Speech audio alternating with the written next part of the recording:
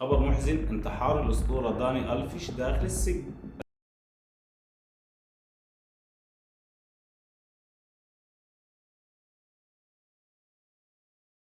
قبل ما نبدأ الفيديو ما تنساش تصلي على النبي واشترك بالقناة وفعل الجرس ليصلك كل جديد.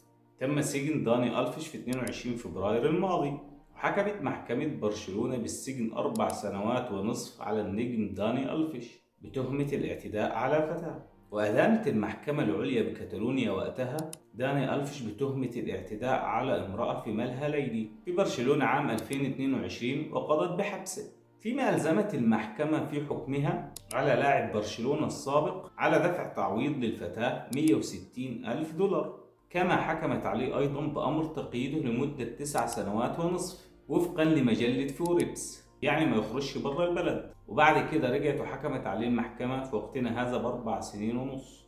مش عارف ليه بعد ما حكمت عليه ب9 سنين ما يخرجش بره البلد ودفع التعويض، رجعت المحكمة وحكمت عليه ب4 سنين ونص. مين هو داني ألفيش؟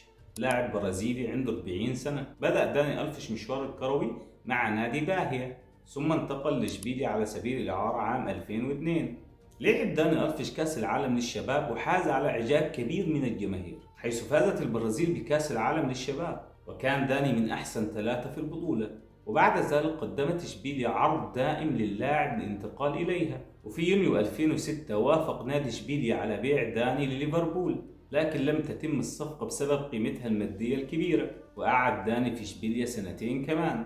في 2 يوليو 2008 انضم داني إلى برشلونة وسطر تاريخ حافل بالألقاب مع برشلونة، وكمان لعب لنادي يوفنتوس 27 يونيو 2016 لمدة 2 سنين، وكمان لعب لنادي باريس سان جيرمان في سنة 2018، وكمان لعب لنادي ساو باولو وعاد إلى برشلونة في 2 نوفمبر 2021. أعلن نادي برشلونة عودة داني ألفيش إلى الفريق في صفقة انتقالية مجانية. ما هو سبب انتحار داني ألفيش؟ داني ألفيش عائلته كلها تخلت عنه بعد ما دخل السجن، إلا شخص واحد بيزوره أسبوعيا.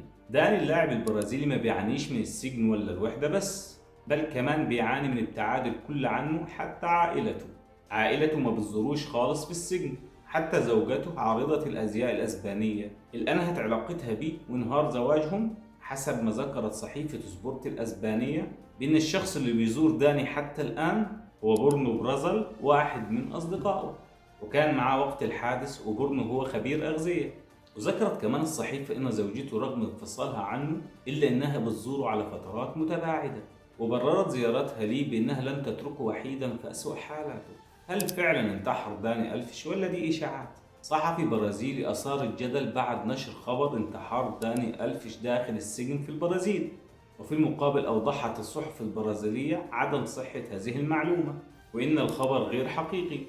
وذكرت صحيفة روكورد البرتغالية إنه لا يوجد حتى الآن تأكيدات رسمية تدعم حقيقة انتحار ألفيش، ولذلك ينتظر كل المتابعين بيان رسمي من أجل التوضيح. والسلام عليكم ورحمة الله وبركاته.